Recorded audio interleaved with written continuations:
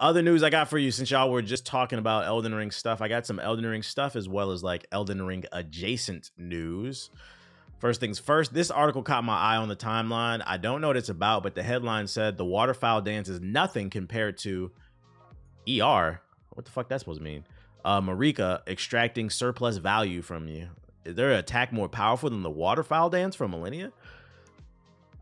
When did you go to Europe? That was like a year ago. I went to Malta. It's like off the coast of Italy. Just in case we don't care about the DLC. Oh, this is about a mod. Okay, so you haven't gotten very long left to get all the preparation you want to get out of the way with Elden Ring Shadow of the Erdtree DLC. Hold on, let's see. That dropping June 21st. Don't worry though, if you think you need an extra challenge to sharpen your skills before heading into the Land of Shadow, here's a mod that can help. Just in case you didn't know, there are actually some steps you'll need to have to take in to be able to access the DLC. Yeah, we know. The mod is simply called Capitalism Mod, and it's the work of a modder, the Fifth Matt, who's been responsible for a lot of fun Elden Ring randomizers you've seen streamers playing around over the past year or so. After all, what could make From Software's work more fun than not knowing which enemies or items you might encounter as you scythe through locations for the third and fourth or 100th time? While it's essentially doing a similar job, having been created for purposely a tough challenge run by Elden Ring maestro Lil Aggie, the Capitalism Mod makes things difficult not by swapping out foes for harder ones, but by penalizing you for literally everything you do as you try to play the game. Yep, it takes runes from you when you move, consume stamina, take damage, deal damage, or exist. And if you reach 0 runes, you get stuck or die. This does not sound fun. How does that capitalism, how does that mirror capitalism, you ask? Well, the Fifth Matt explains souls are already a highly applicable metaphor for primitive and capital accumulation, but it also because it incentivizes actions which maximize hoarding and capital accumulation for its own sake at the expense of otherwise reasonable behavior. Can you stream this mod? I'd imagine, yeah. The mod mechanics also bear some resemblance to real-world attempts to apply these incentives with microtransactions and in-game currencies they add. There are admittedly no relations of productions in the mod, but if you really want, you can imagine Marika extracting surplus value from you. So that's the thing. If you're looking for guys to get ready, like, let me see this shit, right? Who the fuck is playing this? I've brought capitalism to the lands between by modding my game to charge me runes for every single action I do. So now, every single time I take so much as a step, I have to pay 1 rune. And every single time I spend stamina to do things like how do you level up? Attack or sprint, I also have to pay 1 rune per stamina point consumed. Additionally, just for good measure, every time I get hit, I'll also be charged 1 rune per HP loss. What up, Serena? And every time I want to open a fog gate, I'll also have to pay an entrance fee of 25% of the runes the boss on the other side. You have to pay to fight the boss. All the way to fuck no. Now, if you know anything about how many runes you can Good. Am I seeing you in 2 weeks? Actually don't. Yeah, probably. Yeah. I know what you're talking about. Yeah. Also implemented an incredibly problematic inflation rate based on the total amount of runes I've earned throughout the run. That's good. I'll know somebody there. The more I make, I was worried about that. I gotta pay. Now let's go see how our hero I'm gonna show up when you get there. Himself up by those bootstraps to overcome this challenging new market. Oh, and before I forget, this video is sponsored by War Thunder. Interesting. Anybody want to use this? I'm not using this shit. Does anybody want this mod? Here's the link.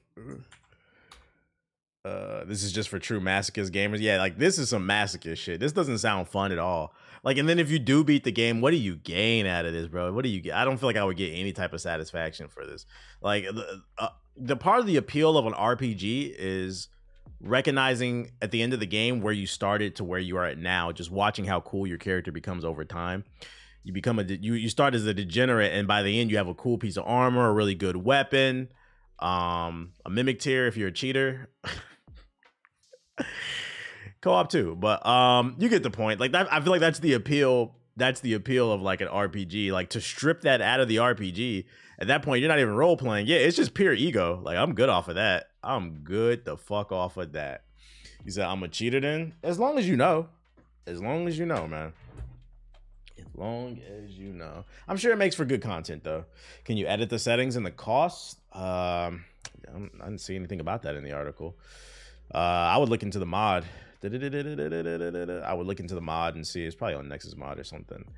Other Elden Ring stuff, Shadow the Erd Tree. We got some screenshots. I mean, we got some gameplay already, but we got some more screenshots I've seen on the timeline. They really hyping this shit up.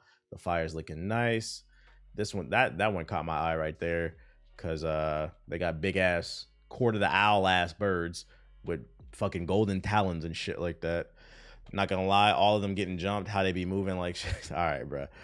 And then this one looks really pretty too. Fire. We got a knight like giant or whatever. Can't wait to get that feeling I got when I first played Elden Ring. Right, the unknown. Ain't no cheating the first week. Other Elden Ring adjacent news: the director of Elden Ring, Miyazaki, is talking about a Bloodborne PC port. Miyazaki knows for a fact other From Software devs want to make a Bloodborne PC port. If I say I want one, it'll get done, but it's nothing I'm opposed to. Like, what the fuck, bruh? Just fucking make, yo, I've never played Bloodborne, but I see this shit on Twitter all the time and on YouTube. Everybody wants a Bloodborne PC port. Nobody wants to play this shit at 15 frames per second. That's the reason I've never touched this game. And I will play this game when it comes to PC. Until then, I'm not touching that damn PlayStation version. That shit is ass. But my thing is, like, if you know the people want it and you know the developers on your team want to make it, it's really just coming down to Miyazaki. He's just fucking edging y'all, bro. He's edging the community, man. As I was wrapping up an interview with From Software's president, Miyazaki, for PC Gamer Shadow the Erd Tree cover story, I knew I couldn't walk out the conference room we'd been sitting in for more than an hour without asking the question. You know, the one that's been in front of the PC gamers' minds during every single major live stream and gaming event since Sony. I don't even think this is on just PC gamers' mind. This is on gamers' mind, period. I think PlayStation people want to play it on PC too. I was obviously not the first person to ask Miyazaki about returning to Bloodborne or making a sequel. Just a few months ago, he told IGN that From Software doesn't own the IP rights. Unfortunately, and I've said this in other interviews, it's not my place to talk about Bloodborne specifically, he answered. Who owns the IP? I tried a slightly different approach, making myself the satirical lamb. I said I'd get in trouble if I didn't ask this question, then led off by acknowledging that I know From Software doesn't own Bloodborne, but there are millions of PC gamers out there that are still holding on to hope, I said. Would he, Miyazaki, personally like to see a Bloodborne port come to PC? I want to actually ask that question. Let's see. Who owns the Bloodborne IP?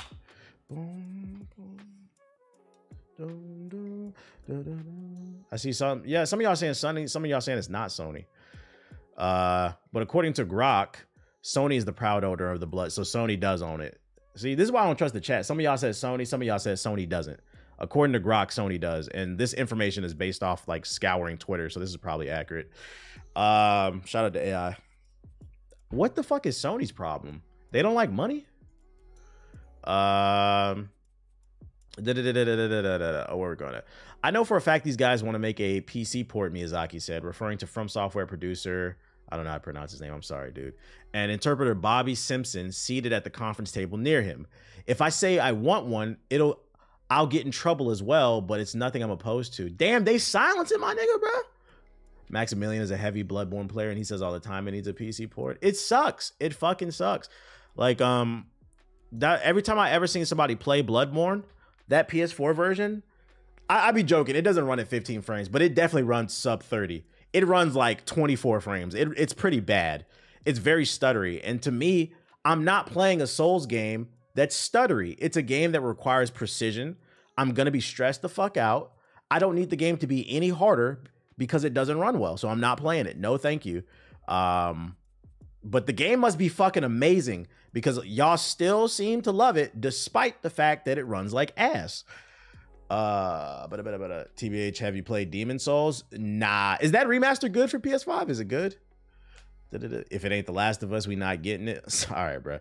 Apparently Bloodborne's code was so bad they couldn't even give it a PS5 upgrade. Yuck. What the fuck happened, bro? I know for a fact these guys want a Bloodborne port, referring to software. If I want one, it'll get in, oh yeah, we get in trouble. Obviously, I wonder. Well, yeah, I'll go back to what I was saying. I wonder why Sony is silencing him. Why they don't want him to talk about it. That's really like, that's just corporate greed. Like Sony just wants to hold on to the IP and treat it like the Disney Vault. Oh, you'll get it every 20 years when we feel like it. Obviously, as one of the creators of Bloodborne, my personal, pure, honest opinion is I'd love more players to be able to enjoy it, especially as a game that is now coming of age. One of those games of the past that gets lost in an older hardware.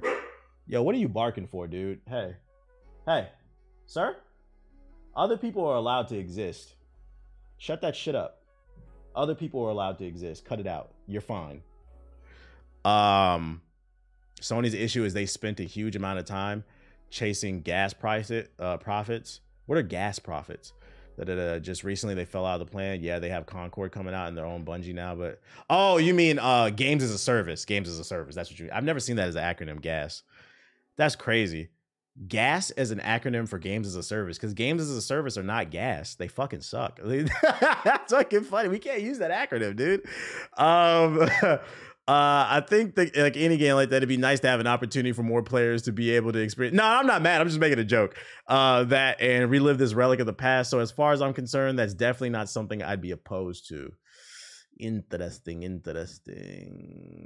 What is this? You linking Dragon Ball? Bro, we're off Dragon Ball. Dragon Ball Sparking Zero's split screen multiplayer is only playable on one map. Boo. I'm not reading that. Good thing I'm playing online. I don't really care that much, but for the people who like split screen, you might be upset. I mean, Helldivers 2 was gas. Keyword is it was, because last I checked, the community's not really fucking with it, and the numbers have dwindled because Sony, once again, fucked that game over. Imagine, that's what sucks about publishers. Imagine being like a hardworking developer. It's been your dream to make a game that fans, millions of fans across the globe will enjoy, and you make your dream come true just to have a record label or a publisher fuck you over. And you're taking a brunt of a lot of that hate. Why do I feel like it's the tournament stage area? It probably is. It's probably going to be something that does require a lot of optimization. The numbers went back to 120 now with the new update. What's in the new update? Elden Ring has sold 25 million copies, just putting that out there. The sales are probably about to shoot up again. It's probably going to hit like 30 million by the end of the year when Shadow of the Erd Tree comes out. I just seen another big streamer. I know Mizkif is doing a run. He's streaming until he beats Elden Ring. And then I just seen another streamer on my timeline. I don't know the name. I don't know the dude's name, but he's pretty popular. He's a white bald headed dude. If y'all know who I'm talking about, he just announced that he's doing a stream. And he's not going to turn the stream off until he beats Elden Ring. And I said, huh, that's crazy. All these fraudulent ass gamers want to play Elden Ring all of a sudden. No, it wasn't Asmongold.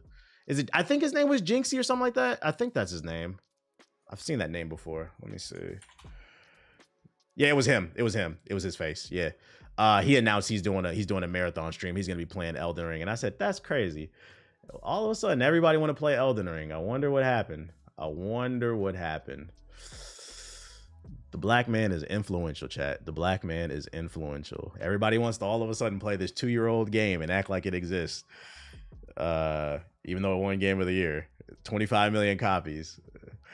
It just goes to show you. I'd be like, yo, do y'all even enjoy it? Like, don't get me wrong. I want more people to play it and enjoy it. But all I'm asking is, are you enjoying what you're doing? Or do you just see it gets views? Which one is it? Because I've never seen those streamers play games before. It's kind of weird. It's getting kind of weird.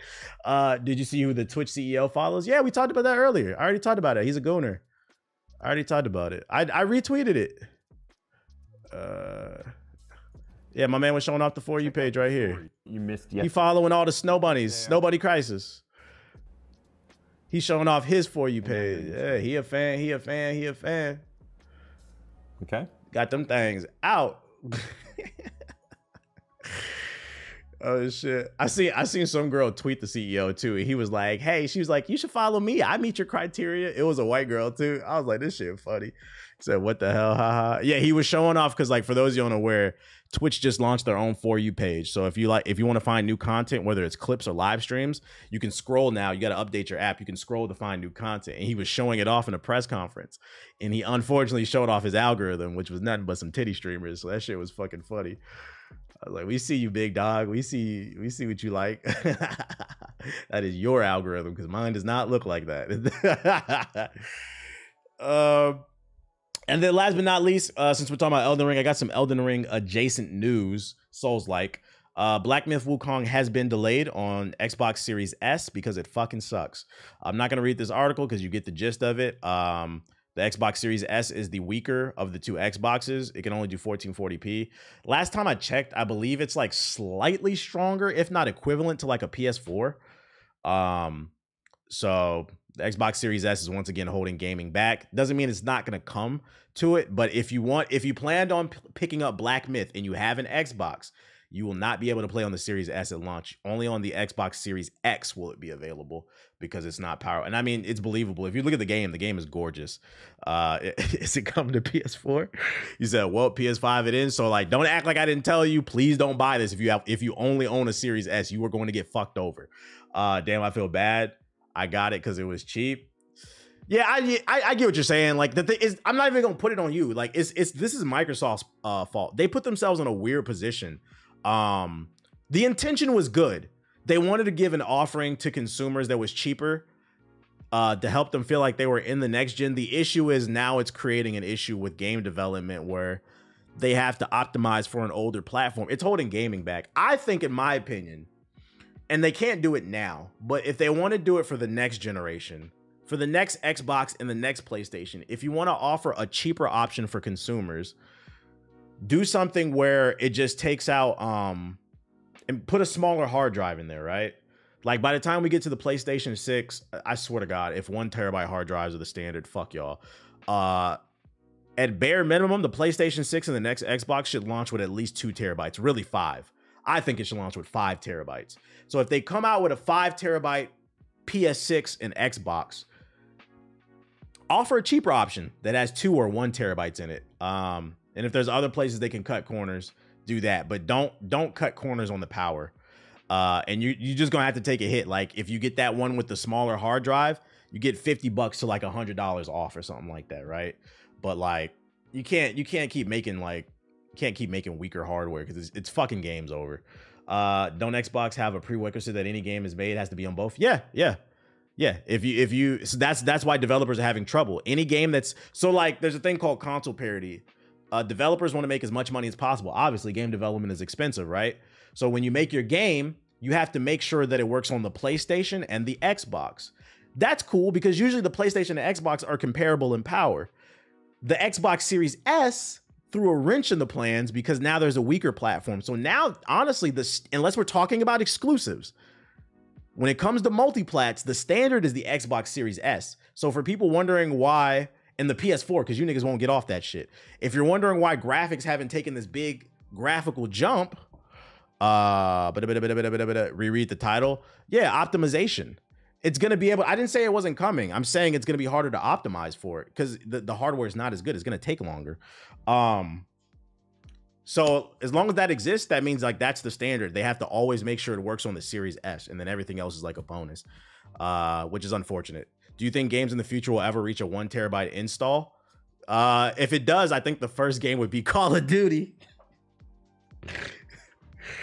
I wouldn't be, yeah, if it does happen, I'm clipping. I'm calling it right now. Call of Duty will be the first game to reach 1 terabyte. And nigga, I'm not downloading that shit. Fuck no. Grand Theft Auto could do it too. Grand Theft Auto, it's one of those two probably. This is probably going to hurt the sales of the Xbox. Yeah, because I think a lot of people actually do own the Series S because it was the cheaper option. Unfortunate, but I think it is important to be aware of this. If you have a Series S, you won't be able to play this game, at least at launch. And then there's no telling how the game will turn out. Because remember how Watch Dogs showed on the Wii U? Or you remember, or Mortal Kombat on the Switch? There's no guarantee that shit's going to look good. Nintendo Switch is not a serious console. It's a casual console, unfortunately. I'm not gonna say it's a casual. It's underpowered. You can't call Tears of the Kingdom a casual game. That is a very hardcore game. That is a game where you essentially play an engineer. That's the reason I wasn't a big fan of it. I didn't really feel like it was a Zelda game. It was be an engineer. Now, if you want to argue it's underpowered, I completely agree with you, but I'm not gonna call it casual. That's not fair.